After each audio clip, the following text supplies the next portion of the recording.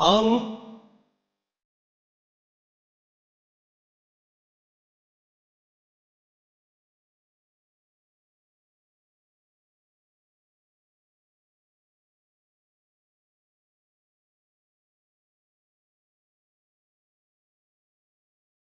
الله الله الله الله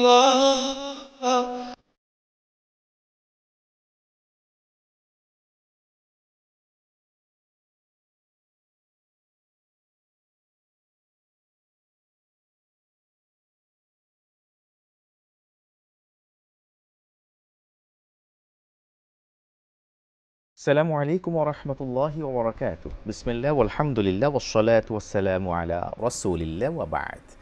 সুপ্রিয় দর্শক শ্রোতা, কাছে দূরে বিশ্ব জুড়ে যে যেখান থেকে যুক্ত আছেন আপনাদের সবাইকে স্বাগত জানাচ্ছি। আমি মোহাম্মদ হিদায়াতুল্লাহ। শুরু করছি বাংলাদেশ টেলিভিশনের মাহে রমজান কেন্দ্রিক গুরুত্বপূর্ণ আলোচনা ধর্মীয় অনুষ্ঠান মাহে রমাদানের আজকের চমৎকার পর্ব। প্রিয় দর্শক শ্রোতা, প্রতিদিন আমরা মহাগ্রন্থ আল কোরআন থেকে সুমিষ্ট কণ্ঠের তেলাওয়াত শুনে থাকি। এরপরে সংশ্লিষ্ট তর্জমা, অনুবাদ এবং তাফসির, এবং শেষে থাকে মূল্যবান আলোচনা ও মোনাজাত। এই পর্যায়ে আমরা শুনব মহাগ্রন্থ আল কোরআনের তেলাওয়াত। أعوذ بالله من الشيطان الرجيم.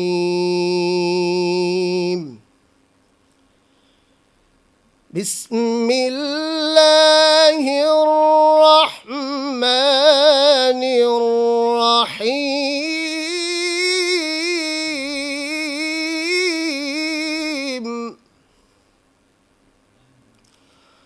قال ربنا ظلمنا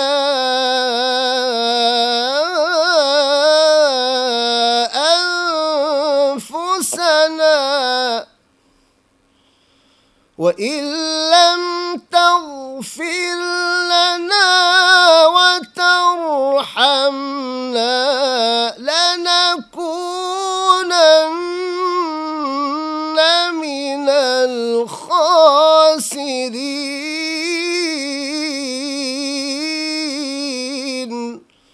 قال اهبطوا بعضكم لبعض عدو ولكم في الأرض مستقر ومتاع إلى حين. قال فيها تحيون وفيها تموتن ومنها تخرجون.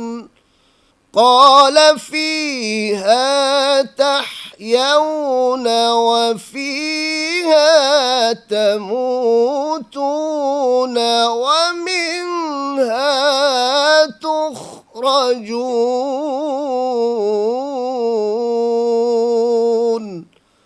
صدق الله العظيم. সূরা আল আরাফ আয়াত 23, 24 ও 25। তারা বলল, হে আমাদের পালনকর্তা, আমরা নিজেদের প্রতি অন্যায় করেছি। আপনি যদি আমাদের ক্ষমা না করেন এবং দয়া না করেন তবে আমরা অবশ্যই ক্ষতিগ্রস্তদের অন্তর্ভুক্ত হব। তিনি বললেন, তোমরা নেমে যাও, তোমরা একে অপরের শত্রু। পৃথিবীতে তোমাদের জন্য নির্দিষ্ট সময় পর্যন্ত বসবাস ও ভোগের ব্যবস্থা আছে। তিনি বললেন, সেখানে তোমরা জীবন যাপন করবে, সেখানেই তোমরা মৃত্যুবরণ করবে এবং সেখান থেকেই তোমাদের বের করা হবে। আলহামদুলিল্লাহ। প্রিয় দর্শক শ্রোতা, আমরা এতক্ষণ পর্যন্ত চমৎকার তেলাওয়াত শুনছিলাম সম্মানিত কারি সাহেবের কণ্ঠে। শুনেছি বাংলা অনুবাদ ও সংশ্লিষ্ট তর্জমা। এবার আমরা সংশ্লিষ্ট আয়াতে কারিমার উপরে শুনব সংক্ষিপ্ত আলোচনা ও তাফসির। চমৎকার এই আয়োজনের সাথে যুক্ত হওয়ার জন্য এবং চমৎকার কথাগুলি আমাদের সামনে উপস্থাপন করবার জন্য আমন্ত্রণ জানিয়েছি দুজন বিদগ্ধ ইসলামিক স্কলারকে। পরিচয় করিয়ে দিচ্ছি। আমাদের সাথে আছেন প্রখ্যাত আলিম দ্বীন, বিশিষ্ট ইসলামিক চিন্তাবিদ, লেখক, কলামিস্ট ও গবেষক, ঐতিহ্যবাহী জগন্নাথ বিশ্ববিদ্যালয়ের ইসলামিক স্টাডিজ বিভাগের সুযোগ্য সহযোগী অধ্যাপক ফজলিতুল শেখ মাওলানা রিজাউল হুসাইন হাফিজাহুল্লাহ। আসসালামু আলাইকুম রহমতুল্লাহ। ওয়ালাইকুম আসসালাম ওরহমতুল্লাহি ওয়াবারাকাতুহু। প্রিয় দর্শক শ্রোতা, পরিচয় করে দিচ্ছি বিদগ্ধ ইসলামিক স্কলারকে। সাথে আছেন ফদিলাতুল শেখ মাওলানা ফাহিমুর রহমান হাফিজাহুল্লাহ, সম্মানিত সহকারী অধ্যাপক, মহাখালী হুসাইনিয়া দারুল উলুম কামাল মাদ্রাসা, ঢাকা। আসসালামু আলাইকুম রহমতুল্লাহ। ওয়ালাইকুম আসসালাম ওরহমতুল্লাহি ওয়াবারাকাতুহু। প্রিয় দর্শক শ্রোতা, আজকের আয়াতে কারিমার উপরে আমরা এই পর্যায়ে শুরু করব সংশ্লিষ্ট সংক্ষিপ্ত আলোচনা। শুরুতে আমি আসতে চাইব আপনার কাছে। আজকে যে আয়াতে কারিমা তেলাওয়াত করা হয়েছে সূরা আরাফের 23, 24 এবং 25, সেখানে একটি চমৎকার ঘটনার আলোকে কিছু দোয়া শিখিয়ে দেওয়া হয়েছে, যে দোয়াটি আমরা হামেশাই করে থাকি এবং অনেকটাই মাহে রমজানের সাথে এটা ওতপ্রোতভাবে জড়িত। সেটি হলো রব্বানা যালামনা আনফুসানা ওয়া ইল্লাম তাগফির লানা ওয়া তারহামনা লানাকুনান্না মিনাল খাসিরিন। এর অর্থ কি, আর আসলে এর সংশ্লিষ্ট ঘটনাটা যদি সংক্ষেপে তুলে ধরতেন। আলহামদুলিল্লাহ, আসসালাতু ওয়াসসালামু আলা রাসূলিল্লাহ ওয়া বা'দ। ধন্যবাদ আপনাকে। এই দোয়াটি আমরা অলমোস্ট অনেকেই জানি, কিন্তু অর্থটা অনেকেই জানি না। আমরা অর্থটা তর্জমা শুনলাম। আমরা এই ঘটনার সাথে যে প্রেক্ষাপটটি জড়িত সেই বিষয়ে আমরা একটু আলোচনা করতে চাই। আমরা জানি আদি পিতা হযরত আদম আলাইহিস সালাতু ওয়াসসালাম, আল্লাহ রাব্বুল আলামিন তাকে সৃষ্টি করার পর যে বিস্তারিত ঘটনা, এটা তো এই সূরার মধ্যে তো আছেই। এর আগেও কিন্তু সূরা আল বাকারার প্রায় 30 আয়াত পর থেকেই কিন্তু লম্বা আলোচনা এসছে, যেখানে আল্লাহ তাআলা বলেছেন হযরত আদম আলাইহিস সালামকে সৃষ্টির কথা, তার সাথে মা হাওয়া আলাইহিস সালামের সৃষ্টির কথা, এর পরবর্তীতে তাদেরকে সিজদা করার যে নির্দেশনা দেওয়া, এবং সেখানে ইবলিস শয়তান নেতে পরিণত হলো সেই ঘটনাটি, এবং সেই শয়তান তার অ্যাসাইনমেন্ট অনুযায়ী ফাআযাল্লাহুমা শাইতানু আনহা, এবং তাদেরকে যে প্ররোচিত করলো এবং তারা জান্নাত থেকে এই যে দুনিয়াতে চলে আসে, এটা লম্বা একটা ঘটনা। এবং দেখুন, এই যে তারা যে চলে আসলেন, অর্থাৎ জান্নাত থেকে পৃথিবীতে তাদেরকে নামিয়ে দেওয়া হলো, এখানে একটি খুব গুরুত্বপূর্ণ বিষয় আছে। মুফাসসিরিনগণ যেটা বলেন যে তাহলে কি উনি তো নবী ছিলেন, তাহলে তিনি কি কোনো গুনাহ করলেন, কোনো অপরাধ করলেন বা ভুল করলেন? এটা একটা প্রশ্ন, কারণ আমাদের মনে এই প্রশ্নটা আসতেই পারে। হযরত আদম আলাইহিস সালাম নবী ছিলেন, প্রথম মানব, তা তিনি কি তাহলে ভুলের শাস্তি হিসাবে কি পৃথিবীতে তাকে পাঠানো হলো? দেখেন, এখানে মুফাসসিরিন যে ব্যাখ্যাটা দিচ্ছেন সেটা হচ্ছে যে হযরত আদম আলাইহিস সালাম যিনি, যেটি এটা কিন্তু গুনাহ নন, তাকে যে নির্দেশনাটি দেয়া হয়েছিল সেই নির্দেশনাটি তিনি পালন করেননি, সেই হিসাবে তাকে হযরত আদম আলাইহিস সালামকে জান্নাত থেকে এই দুনিয়াতে পাঠানো হলো এই জন্য যে তিনি এটা সংশোধিত হবেন। এবং এই সংশোধনের প্রক্রিয়ার এই যে রহস্য, এই রহস্যের জন্য আল্লাহ তাআলা এই ঘটনাটি সাজিয়েছেন। এটাই মুফাসসিরিনগণ এভাবে করে বলছেন। এবং কিভাবে হলো ঘটনাটি দেখুন, হযরত আদম আলাইহিস সালাম যখন পৃথিবীতে আসলেন, তারপর এই যে তার যে অনুশোচনা, তার মধ্যে যে একটা বোধ, তার মধ্যে যে একটা যে আল্লাহ, আমি যে একটা পাপ করলাম বা আমি যে এই যে ভুল করলাম, এটা আমি সংশোধিত, আমি কি করে আমি আমাকে রিকভার করব, এই যে সংশোধন উপলব্ধি, এই যে চেতনা তাকে তাড়া দিচ্ছিল। এন্ড ফাইনালি আল্লাহ তাআলা তাকে ক্ষমা দিলেন এই দোয়ার মাধ্যমে। ফাতালাক্কা আদম, এই যে আল্লাহ তাআলাই কিন্তু আদমকে এই বাক্যগুলি, এই দোয়াগুলি শিখালেন, ফাতাবা আলাইহি, এবং এবার তিনি তওবা করলেন। এবং আল্লাহ তাআলা এই কারণেই কিন্তু এই শব্দগুলির মাধ্যমে, উচ্চারণের মাধ্যমে, প্রকাশের মাধ্যমেই কিন্তু আল্লাহ তাআলা তার এই যে উপলব্ধি, চেতনার জাগরণ সৃষ্টি হওয়া, এবং পরবর্তীতে আপনি লক্ষ্য করে দেখুন আল্লাহ তাকে ক্ষমা করেননি শুধু, পাশাপাশি মা হাওয়া আলাইহিস সালামের সাথে একটা সাক্ষাৎ ঘটিয়েছেন। আরাফার যে জায়গার কথা বলা হয়, তারা একত্রিত হয়েছিলেন শত শত বছর পরে। তাহলে আল্লাহ তাআলা এই যে তাকে ক্ষমা দিলেন এবং বনি আদমকে এই শিক্ষা দেওয়া হলো, এটাই হলো রহস্য। তারা যেন কোনোভাবে যদি প্ররোচনার শিকার হয়ে, আক্রান্ত হয়ে যদি ভুল করে ফেলে, করতেই পারে। হাদিসে এসছে কিন্তু রাসূল সাল্লাল্লাহু আলাইহি ওয়াসাল্লাম বলেছেন যে আদম ভুল করেছিলেন এবং বনি আদম ভুল করতে পারে। সুতরাং সেই ভুল কি করে রিকভার করে আল্লাহর কাছে পাপ মোচন করে সংশোধিত হয়ে আল্লাহর কাছে সান্নিধ্যে যাওয়া যাবে, সেই পদ্ধতি হলো এই দোয়া। চমৎকার করে বলছিলেন আপনি। আসলে এই আয়াতে কারিমার মূল আলোচ্য বিষয়টা কি, আমরা শেখ ফাহিমুর রহমান আপনার কাছে আসতে চাইব। শেখ বললেন যে আদম আলাইহিস সালাম ভুল করেছেন। আমরা জানি নবীরা হচ্ছেন মাসুম, তারা অপরাধ থেকে মুক্ত, পাপ থেকে মুক্ত। তো ভুল করা আর পাপ বিষয়টি কি এক কিনা? আর নবীদের এই ধরনের ইস্যুগুলি মাঝে মাঝে দেখা যায়, ইব্রাহিম আলাইহিস সালামের ক্ষেত্রে, আরও কয়েকজন নবীর ক্ষেত্রে দেখা যায় ওনারা এরকম কিছু কাজ আল্লাহ তাআলা তাদেরকে দিয়ে করিয়েছেন নাকি প্রবৃত্তির তাড়নায় তারা করেছেন, আর এইটা আসলে আমরা কিভাবে নেব, এই বিষয়টা যদি একটু ক্লিয়ার করতেন। মাশাআল্লাহ, আলহামদুলিল্লাহ, ওয়াসসালাতু ওয়াসসালামু আলা রাসূলিল্লাহ, আম্মা বাদ। প্রথম যে বিষয়টা আসলো যে ভুল করার পাপ কি এক কিনা, জি। না আসলে এখানে ওনাদের যে মানে প্রবণতাটা ছিল, এটা কিন্তু আল্লাহ তাআলারই পরিকল্পনার অংশ, যে রাব্বুল ইজ্জাত ওয়াল জালাল ওনাদের দ্বারা এটা ঘটিয়েছেন যেন কিয়ামত পর্যন্ত যারা আল্লাহর বান্দাবান্দি তারা যেন এখান থেকে শিক্ষা গ্রহণ করে। কারণ সকল আম্বিয়া কেরাম আল্লাহ তাআলার দ্বারা পরিচালিত, তাদের ভুল করার বা ভুলে যাওয়ার সুযোগ নাই। আমরা দেখতে পাই নবী সাল্লাল্লাহু আলাইহি ওয়াসাল্লামের সময়ও দু একটা বিষয় আল্লাহ তাআলা ওনাকে ভুলিয়ে দিয়েছেন, কেন? যেন উম্মত এখান থেকে শিক্ষা গ্রহণ করতে পারে। সুতরাং আমাদের কনসেপ্ট এখানে ক্লিয়ার থাকা উচিত যে উনি নিজের তাড়নায় ভুল করেননি, বরং এটা আল্লাহ তাআলার পরিকল্পনার অংশ হিসাবে ওনাকে ভুলিয়ে দেওয়া হয়েছে। এবং ইবলিস যে মানে বনি আদমকে ওয়াসওয়াসা দিতে পারে এবং এই ওয়াসওয়াসার কারণে বনি আদম ক্ষতিগ্রস্ত হতে পারে, এই বিষয়টি রব্বুল আলামিন এই আয়াতগুলোতে উল্লেখ করে আমাদেরকে শিক্ষা দিলেন। চমৎকার করে আপনি বললেন, জাযাকুমুল্লাহ খাইরান।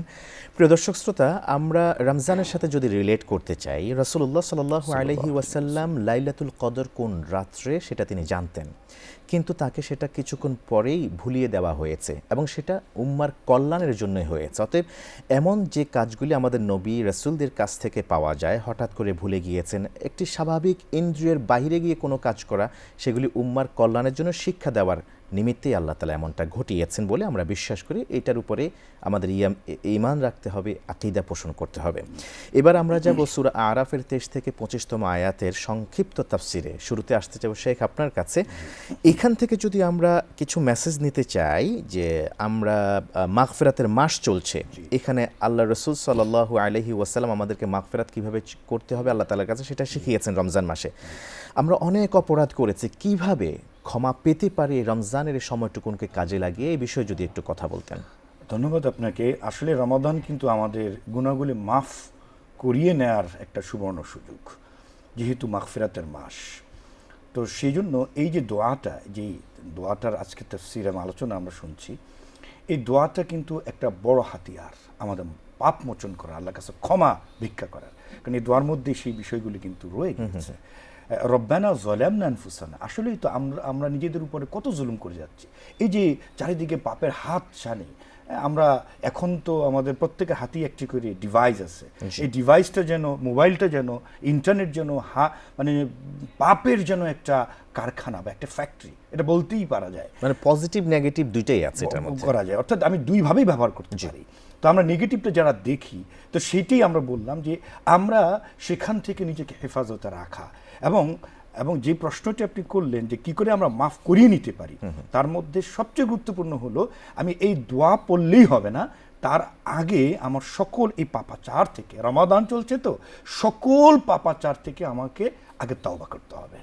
আর তওবা বিমানা আর রুজু, অর্থাৎ আমাকে এমনভাবে গুনাহ থেকে ফেরত আসতে হবে ওই গুনার যেন রিপিটেশন আর না হয়, রিপিটেডলি না হয়, অর্থাৎ আমরা পুনরাবৃত্তি যেন না করি। আমাদের দ্বারা কিন্তু আলটিমেটলি সেটাই হয়। এই রমাদান চলে যাবে, যখন ঈদের চাঁদ চলে আসবে, যেন কুল্লু সেই ইনিয়ার জইলা আসলি, আমরা যেন আগের সেই মানে জীবনে চলে গেলাম আর কি, আবার পাপাচারে মগ্ন হয়ে গেলাম না।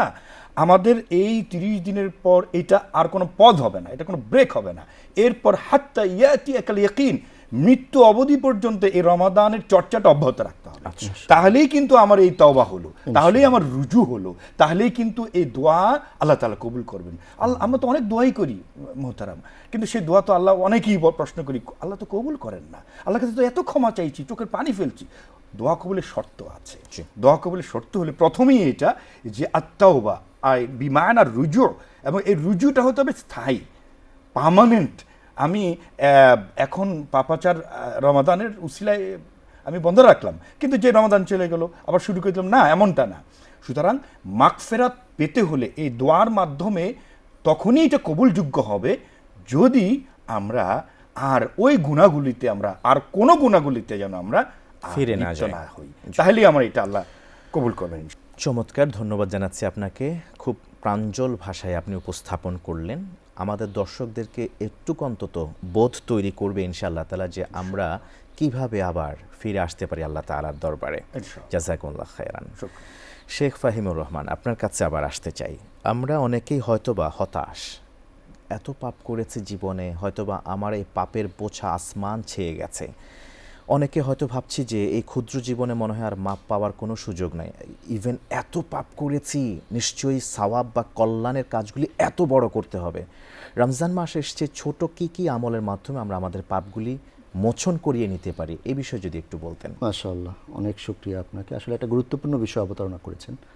মূল কথা হলো, প্রথম যে বিষয়টা আমরা দেখি, কোরআন মাজিদে রব্বুল আলামিন ইরশাদ করেছেন লা তাকনাতু, আরেক জায়গায় লা তাইয়াসু, নাম মানে মির রাহমাতিল্লাহ ও মির রাউহিল্লাহ, আল্লাহ তাআলার রহমত থেকে নিরাশ হওয়া যাবে না। সুতরাং এই রমাদান এসেছে আমাদের পাপাচারগুলোকে জ্বালিয়ে পুড়িয়ে সারখার করে দেওয়ার জন্য। এবং নবী আলাইহিস সালাম ইরশাদ করেছেন মান সামা রমাদানা ঈমানান ওয়া ইহতিসাবা গুফিরা লাহু মা তাকাদ্দামা মিন যামবি। আবার পাশাপাশি মান কামা রমাদানা, আবার পাশাপাশি মান কামা লাইলাতাল কদরি ঈমানান ওয়া ইহতিসাবা।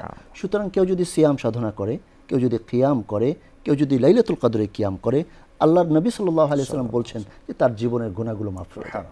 পাশাপাশি আল্লাহর কাছে দোয়া শিক্ষা দেওয়া হয়েছে, আল্লাহুম্মা ইন্নাকা আফুন, হে আল্লাহ আপনি ক্ষমাশীল, তুহিব্বুল আফওয়া, ক্ষমা করাকে আপনি পছন্দ করেন, ফাফু আন্নি, আমাকে ক্ষমা করে দিন।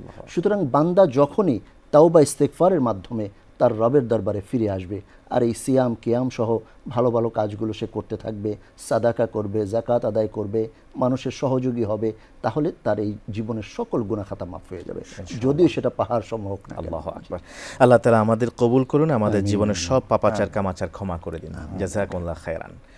প্রিয় দর্শক শ্রোতা, আজকের সূরা আরাফের 23, 24, 25তম আয়াতের তাফসীর এবং মূল আলোচনা থেকে যেটা প্রতিপাদ্য হয়েছে সেটা হলো, পাপ যত বড়ই হোক না কেন, মহান রবের কাছে ফিরে আসলে আল্লাহ তাআলা আমাদেরকে কখনো বঞ্চিত করবেন না, মাহরুম করবেন না। তওবার কথা এসছে। তওবা মূলত 4টি বিষয়ের খেয়াল রাখতে হয়। আমার পাপ করার কারণে আমার প্রাণের সঞ্চার চলে যায়, প্রাণ ফিরিয়ে আনতে হলে এই প্রাণ শব্দের মধ্যে লুকিয়ে আছে 4টি শর্ত। PRAN। পিতে হলো আমার পারসেপশন, আমি যে অন্যায় করেছি এটা আমি আগে অ্যাকনলেজ করব যে এটা আমার অপরাধ হয়েছে। আর হলো রিপেন্টেন্ট, আমাকে অনুশোচিত হতে হবে, অনুশোচনা করব যে না, এটা আমার ভুল হয়ে গেছে। 3 নম্বরে এই অ্যাভয়েডেন্স, আমি এই পাপটা আর করব না। 4 নম্বর হলো রিপিটেন্স, অর্থাৎ আমি আর এটা পুনরাবৃত্তি করব না। পাপ দেখলে এটাকে এড়িয়ে যাব, কিন্তু সুযোগ পাইলে এটাকে পুনরাবৃত্তি করব না। তবে ইনশাআল্লাহ তাআলা আমাদের তওবা পরিপূর্ণভাবে কবুল হবে। দেখছিলেন মাহে রমাদান। শুরুতে আমরা শুনেছি মহাগ্রন্থ আল কোরআনের তেলাওয়াত, সংশ্লিষ্ট অনুবাদ, তরজমা, এরপরে সংক্ষিপ্ত আলোচনা ও তাফসীর। এবার আমরা ইফতারের পূর্ব মুহূর্তে দোয়া কবুলের এই সময় সংক্ষিপ্ত দোয়ায় অংশগ্রহণ করব।